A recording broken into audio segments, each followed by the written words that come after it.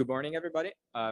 Thank you for the introduction, Ben. I'm Andrea Ferlini from the University of Cambridge, and today I'm glad to have the honor to finally be here in person and present you with EarGate, which is a gait-based user identification system that leverages in-ear microphones to effectively identify users. Now, first of all, why did we look at in-ear sensing? Ultimately, why did we look at earables? Well, the answer is actually twofold.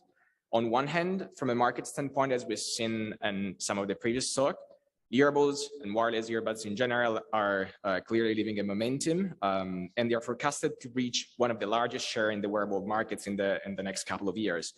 Now, on the other hand, from a research point of view, despite the very great potential that we've seen earables have, earables seem to be fairly underutilized when it comes to sensing and computing. Now, having set the ground regarding earables, let me just spend a couple of words saying how we ended up looking at in-ear microphones, which is rather an odd modality. Now, to understand that, we actually have to go back a couple of years in 2019, when our friends in Cupertino presented the AirPods Pro. And it is actually quite interesting because the first thing that caught my attention was the fact that they were stating on their website that the AirPods Pro have an inward-facing microphone, which listens inside your ear. Now, they do so for recording anti-noise and refining the anti-noise signal, but we immediately thought that we could have leveraged the same modality to perhaps sense some interesting features from inside the ear. Now, let me give you a couple of more reasons why we actually decided to choose the in-ear microphone. Now, I don't know if you knew that, but if your ear canal is properly sealed, such as by an earbud, you can achieve a natural boost of all the low frequency components that are trapped inside the ear canal.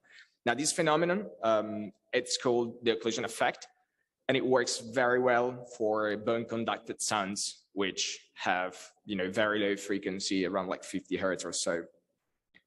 Now, as you can imagine, in-ear microphones also have some pretty interesting advantages that can come handy in different circumstances. Now, for instance, they are naturally more privacy preserving than traditional outward facing microphones. And the reason behind that is actually the fact that by occluding the ear canal, everything that's recorded from outside appears to be muffled inside the ear canal. And then for the same reason, in-ear microphones are also particularly robust to background noise, right?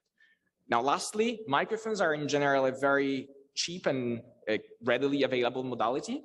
And if we want to focus a bit more on inward-facing microphones, well, they are actually quite common these days in active noise cancellation earbuds, as well as in pretty much every hearing aid. Now, remember this plot here when we talk about walking, because we get there in a second. Now, if you've paid enough attention to the previous plot, you can see that it is fairly easy to recognize steps and count them. In fact, if we can count steps very well, we may actually have a shot at tracking the gait of a person. And the gait of a person is nothing but the walking style of a person, which is very much unique.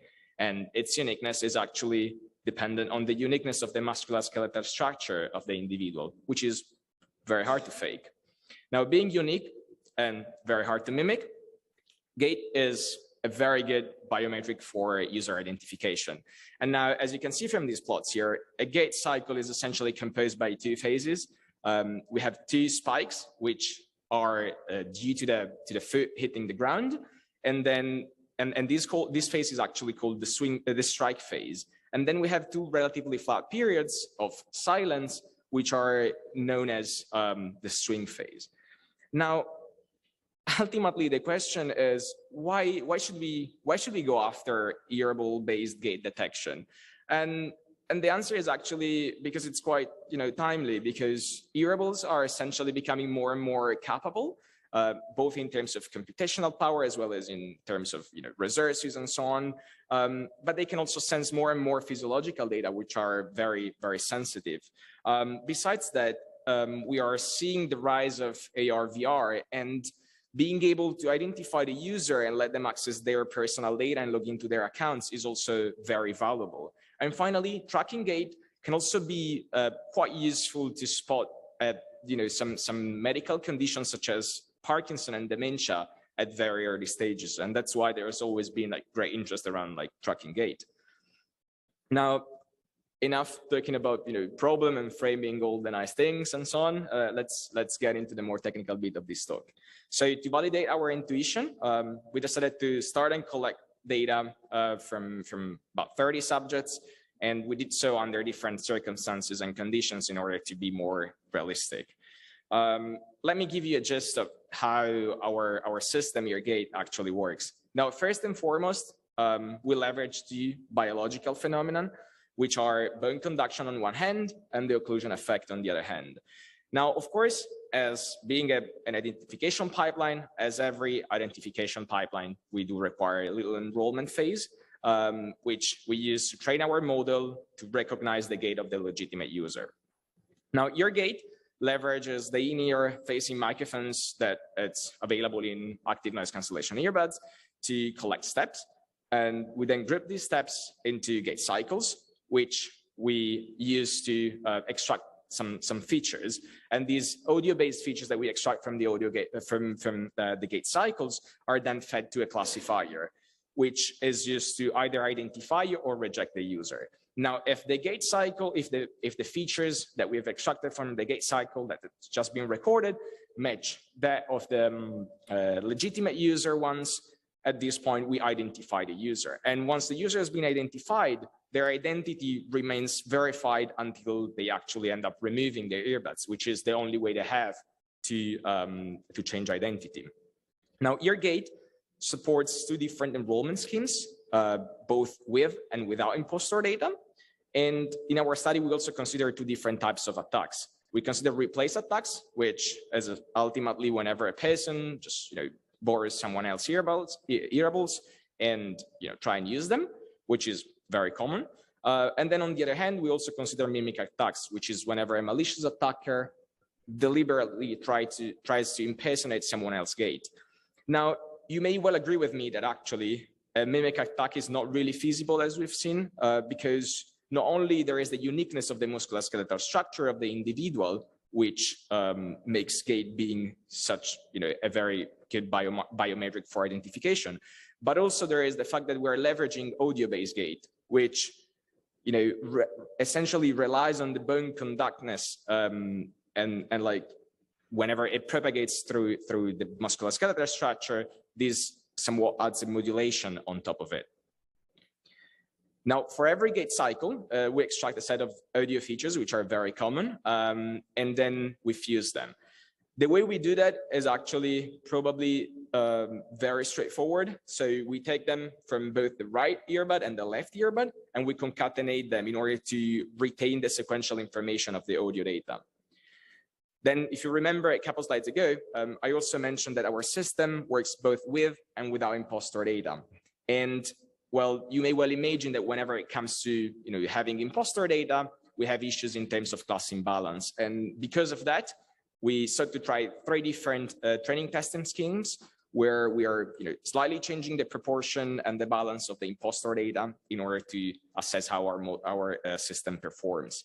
And finally, on the other hand, of course, we also use one class classifier, which in this case is an SQM classifier, whenever we train without impostor data whatsoever.